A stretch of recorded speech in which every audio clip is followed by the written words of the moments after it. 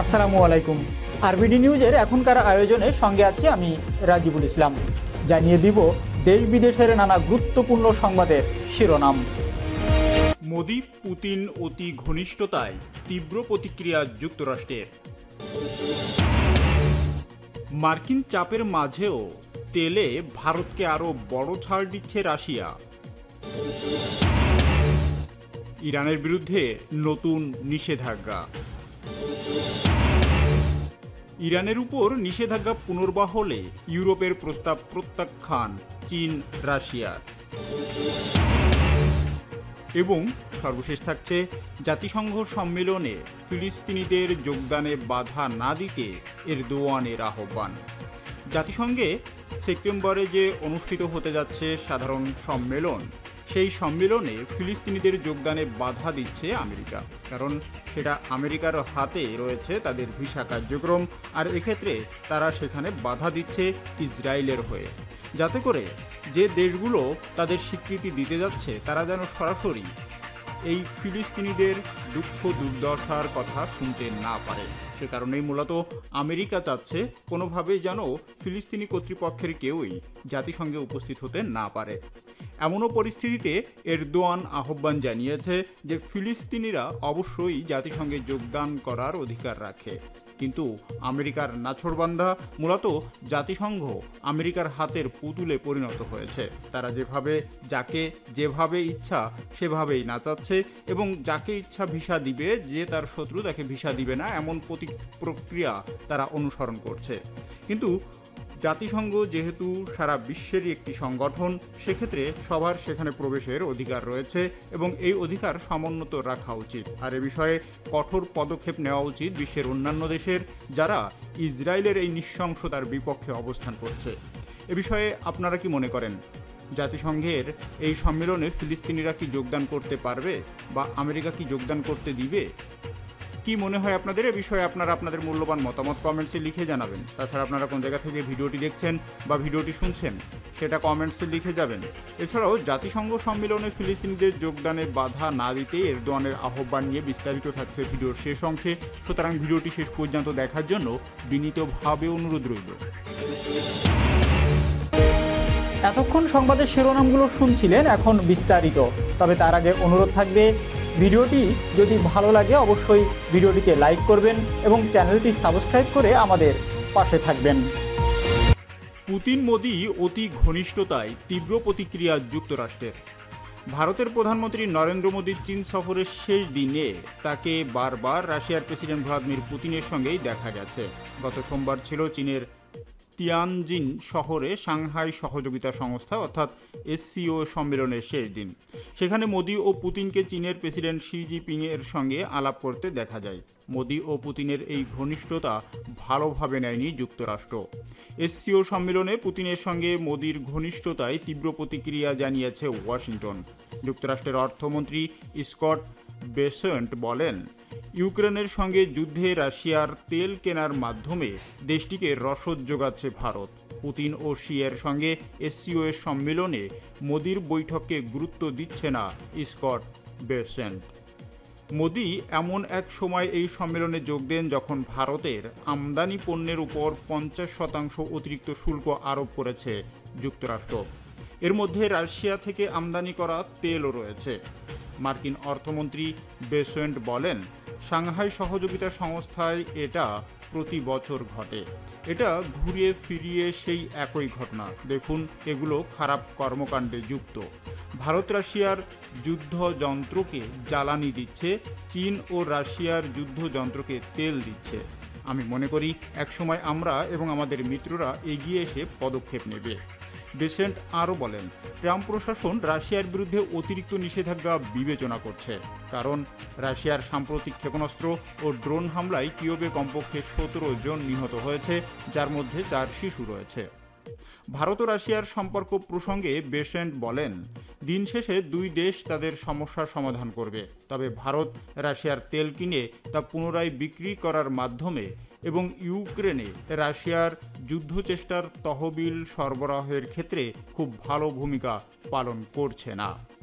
বেসেন্টের মতেই গত সোমবার ভারত চীন ও রাশিয়ার সমালোচনা করেছেন ট্রাম্পের বাণিজ্য উপদেষ্টা পিটার নাভারো। তিনি বলেছেন, সিইও পুতিন সঙ্গে মোদির মেলামেশা দেখে লজ্জা লাগে। নাভারো বলেন, আমাদের ইউরোপ এবং ইউক্রেনের সঙ্গে তার অর্থাৎ মোদির থাকা উচিত, রাশিয়ার সঙ্গে নয়। হিন্দুস্তান টাইমসের প্রতিবেদনে বলা হয়েছে, সোমবার সাংবাদিকদের সঙ্গে কথা বলতে গিয়ে নাভারো বলেছেন, বিশ্বের সর্ববৃহৎ ও সবচেয়ে বড় গণতন্ত্রের নেতা হিসাবে মোদিকে বিশ্বের দুই প্রধান স্বৈরতান্ত্রিক নেতা পুতিন ও শিয়ের সঙ্গে মেলামেশা করতে দেখা লজ্জার বিষয়। এটা কোনোভাবেই বোধগম্য নয়। মার্কিন চাপের মাঝেও তেলে ভারতকে আরও বড় ছাড় দিচ্ছে রাশিয়া। ভারতের কাছে বিক্রি করা রাশিয়ার অপরিশোধিত তেলের দাম ব্যারেল প্রতি আরও $3 থেকে $4 পর্যন্ত কমেছে। নয়াদিল্লি মার্কিন শুল্কের বোঝা বহন করায় রাশিয়ার পক্ষ থেকে এই বিশাল ছাড় দেওয়া হয়েছে। মঙ্গলবার মার্কিন সংবাদ মাধ্যম ব্লুমবার্গের এক প্রতিবেদনে বলা হয়েছে, সেপ্টেম্বরের শেষের দিকে এবং অক্টোবরের লোড হবে রাশিয়ার ইউরাল গ্রেডের তেলের কার্গোর জন্য কম দামের প্রস্তাব করা হয়েছে। গত সপ্তাহে যুক্তরাষ্ট্রের প্রেসিডেন্ট ডোনাল্ড ট্রাম্প প্রশাসন রাশিয়ার কাছ থেকে তেল আমদানি করায় ভারতের উপর শুল্ক দ্বিগুণ করে 50% নির্ধারণ করেছে। 2022 সালে রাশিয়া ইউক্রেন যুদ্ধ শুরুর সময় রাশিয়ার অপরিশোধিত তেলের বড় আমদানিকারক হয়ে ওঠে ভারত। ওয়াশিংটনের বারবার সমালোচনার পরও মস্কো ও বেইজিংয়ের আরও ঘনিষ্ঠ হয়ে উঠেছে ভারত।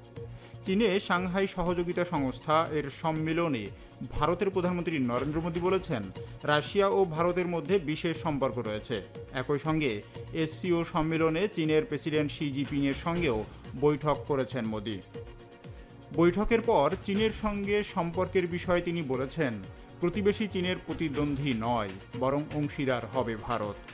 এদিকে হোয়াইট হাউসের বাণিজ্য উপদেষ্টা পিটার নাভারো ভারতের তীব্র সমালোচনা করে বলেছেন, ইউক্রেনের প্রেসিডেন্ট পুতিনের হামলার আগে ভারত কার্যত রাশিয়ান তেল কিনতই না, খুবই সামান্য পরিমাণ কিনত। এখন কি হচ্ছে? রাশিয়ার তেল পরিশোধনকারীরা ছাড় দিয়ে বিক্রি করছে। ভারত তা পরিশোধন করে ইউরোপ, আফ্রিকা ও এশিয়ার বেশি দামে বিক্রি করছে। এতে রাশিয়ার যুদ্ধযন্ত্র সচল থাকছে। পাল্টা প্রতিক্রিয়ায় ভারত বলছে, মস্কোর কাছ থেকে তেল কেনার ক্ষেত্রে কোনো নিষেধাজ্ঞা নেই এবং মার্কিন যুক্তরাষ্ট্র রাশিয়ার তেল নিষিদ্ধ করেনি। আগস্টের শুরুর দিকে স্বল্প সময়ের জন্য কেনা বন্ধ থাকলেও ভারতীয় পরিশোধনকারীরা রাশিয়ার তেল কেনা অব্যাহত রেখেছে। এছাড়া গত সপ্তাহে ব্যারেল প্রতি $2.50 ছাড়ে দেওয়ায় রাশিয়ার সস্তা গ্রেডের ইউরালস কেনার বিষয়ে ভারতীয় পরিশোধনকারীদের আগ্রহ বৃদ্ধি পেতে পারে বলে ধারণা করা হচ্ছে, কারণ জুলাই মাসে ওই গ্রেডের তেল মাত্র $1 ছাড় দিয়েছিল মস্কো। এর বিপরীতে মার্কিন অপরিশোধিত তেলের দাম ব্যারেল প্রতি প্রায় $3 বাড়তি ছিল। রাশিয়ায় অপরিশোধিত তেলের প্রধান গ্রেড হল ইউরাল, যা পশ্চিমা বিভিন্ন বন্দর থেকে রপ্তানি করা হয়। ইরানের বিরুদ্ধে নতুন নিষেধাজ্ঞা। যুক্তরাষ্ট্রের ট্রেজারি বিভাগ মঙ্গলবার ইরানের বিরুদ্ধে নতুন নিষেধাজ্ঞা আরোপ করেছে। Treasury office of foreign assets control অর্থাৎ ওএফএসি এক বিবৃতিতে জানিয়েছে, ইরানের তেলকে ইরাকি তেলের আড়ালে পাচারের সঙ্গে যুক্ত এক ব্যক্তিসহ 4টি সংস্থা এবং বেশ কয়েকটি তেল ট্যাঙ্কারকে নিষেধাজ্ঞার তালিকায় অন্তর্ভুক্ত করা হয়েছে। বিবৃতিতে বলা হয়েছে, আজ ট্রেজারি বিভাগ ইরান সংক্রান্ত নিষেধাজ্ঞা এড়ানোর জন্য ইরাকি কিটিয়ান ব্যবসায়ী ওয়ালিদ আল সামরাই এর নেতৃত্বে পরিচালিত শিপিং সংস্থা এবং জাহাজের একটি নেটওয়ার্ককে শাস্তি দিয়েছে। তারা ইরানের তেলকে ইরাকি তেলের সঙ্গে মিশিয়ে ইরাকি মূল উৎস হিসাবে বাজারজাত করছিল। এই কৌশলের মাধ্যমে ইরানি সরকার এবং আল সামরাই উভয়ই শত শত মিলিয়ন ডলার উপার্জন করেছে। এছাড়া ট্রেজারি আরও জানিয়েছে, এই নিষেধাজ্ঞার আওতায় 9টি তেল ট্যাঙ্কার এবং 7টি কোম্পানিকেও তালিকাভুক্ত করা হয়েছে। ইরানের উপর নিষেধাজ্ঞা পুনর্বহালে ইউরোপের প্রস্তাব প্রত্যাখ্যান চীন রাশিয়ার। জাতিসংঘের নিরাপত্তা পরিষদে স্থায়ী সদস্য চীন ও রাশিয়া সোমবার ইরানকে সমর্থন জানিয়ে বলেছে, তারা 1 দশক আগে পারমাণবিক চুক্তির আওতায় তেহরানের উপর জাতিসংঘের শিথিল করা নিষেধাজ্ঞা পুনর্বহালের জন্য ইউরোপীয় দেশগুলোর প্রস্তাব প্রত্যাখ্যান করেছে। চীন, রাশিয়া ও ইরানের পররাষ্ট্রমন্ত্রীদের স্বাক্ষর করা একটি চিঠিতে বলা হয়েছে, যুক্তরাজ্য, ফ্রান্স ও জার্মানির তথাকথিত স্ন্যাপব্যাক প্রক্রিয়ার অধীনে সক্রিয়ভাবে নিষেধাজ্ঞাগুলো পুনরুদ্ধারের পদক্ষেপ আইনি ও পদ্ধতিগতভাবে ত্রুটিপূর্ণ। চীন ও রাশিয়া সহ ইউরোপের আরও 3 দেশ, ব্রিটেন, ফ্রান্স ও জার্মানি, যাদের সম্মিলিতভাবেই E3 বলা হয়। 2015 সালে ইরানের সাথে হওয়া পরমাণু চুক্তি স্বাক্ষরকারী ছিল তারা। তবে মার্কিন প্রেসিডেন্ট ডোনাল্ড ট্রাম্প 2018 সালে তার প্রথম মেয়াদে যুক্তরাষ্ট্রকে এই চুক্তি থেকে সরিয়ে নেন। গত সপ্তাহে ইউরোপীয় দেশগুলো ইরানের বিরুদ্ধে চুক্তি ভঙ্গের অভিযোগ তুলে স্ন্যাপব্যাক মেকানিজম চালু করে। এর ফলে ইরানের উপর আন্তর্জাতিক আর্থিক নিষেধাজ্ঞা পুনর্বহালের পদক্ষেপ নেওয়া হয়, যা আগে ইরানের পরমাণু কর্মসূচিতে সীমাবদ্ধতার বিনিময়ে শিথিল করা হয়েছিল। সোমবার ইরানের পররাষ্ট্রমন্ত্রী আব্বাস আরাগচি সামাজিক যোগাযোগ মাধ্যম এক্সে দেওয়া এক বার্তায় বলেন, ব্রিটেন, ফ্রান্স ও জার্মানি যে পদক্ষেপ নিয়েছে তা জাতিসংঘের নিরাপত্তা পরিষদের কর্তৃত্ব ও কার্যাবলীর অপব্যবহার করে। 2015 সালের ওই চুক্তি থেকে যুক্তরাষ্ট্র বেরিয়ে যাওয়ার পর ইরান ইউরেনিয়াম উৎপাদনের সীমা আরও বাড়িয়েছে। চুক্তিটির মেয়াদ এই বছরের অক্টোবরে শেষ হতে যাচ্ছে। সেক্ষেত্রে স্ন্যাপব্যাক মেকানিজম কার্যকর হলে চুক্তির আওতায় শিথিল করা নিষেধাজ্ঞাগুলো আবারও কার্যকর হবে। জাতিসংঘ সম্মেলনে ফিলিস্তিনিদের যোগদানে বাধা না দিতে এরদোয়ানের আহ্বান। চলতি মাসে জাতিসংঘ সাধারণ পরিষদে যোগদানের জন্য ফিলিস্তিন কর্তৃপক্ষের সদস্যদের মার্কিন ভিসা না দেওয়ার সিদ্ধান্ত পুনর্বিবেচনার ব্যাপারে যুক্তরাষ্ট্রের প্রতি আহ্বান জানিয়েছে তুরস্কের প্রেসিডেন্ট রজব তাইয়িপ এরদোয়ান, খবর বার্তা সংস্থা এএফপির। গত শনিবার একজন মার্কিন কর্মকর্তা বলেছেন, জাতিসংঘ সাধারণ পরিষদে যোগদানের জন্য ফিলিস্তিনি কর্তৃপক্ষের 80 জন সদস্যরই ভিসা প্রত্যাখ্যান করা হবে। ওই প্রতিনিধি দলে রয়েছে ফিলিস্তিনের প্রেসিডেন্ট মাহমুদ আব্বাস। ফিলিস্তিন ইস্যুতে মার্কিন প্রেসিডেন্ট ডোনাল্ড ট্রাম্পের প্রশাসনের এই সিদ্ধান্ত ইসরায়েল সরকারের চিন্তাভাবনার সাথে মিলে যায়। ফিলিস্তিনি রাষ্ট্র গঠনের ঘোর বিরোধিতা করে আসছে ইসরায়েল। সাংহাই সহযোগিতা সংস্থার বৈঠকে যোগদানের পর চীন থেকে ফেরার পথে বিমানে তুর্কি সাংবাদিকদের সাথে আলাপকালে এরদোয়ান বলেন, ফিলিস্তিন ইস্যুতে যুক্তরাষ্ট্রের সিদ্ধান্ত জাতিসংঘের মূল নীতির সাথে সঙ্গতিপূর্ণ নয়। তিনি যুক্তরাষ্ট্রের প্রতি আহ্বান জানিয়ে বলেন, আমরা বিশ্বাস করি সিদ্ধান্তটি যত তাড়াতাড়ি সম্ভব সংশোধন করা প্রয়োজন। ফিলিস্তিনের পক্ষে বরাবরই সরব এরদোয়ান। ফিলিস্তিনে ইসরায়েলি আগ্রাসনের ঘটনায় প্রধানমন্ত্রী বেনিয়ামিন নেতানিয়াহুয়ের বিরুদ্ধে ফিলিস্তিনে গণহত্যার অভিযোগও করেছেন তিনি। দেখতে দেখতে ভিডিওটির একেবারে শেষ প্রান্তে চলে এসেছি। এতক্ষণ ধৈর্য ধরে আমাদের সঙ্গে থাকার জন্য ধন্যবাদ।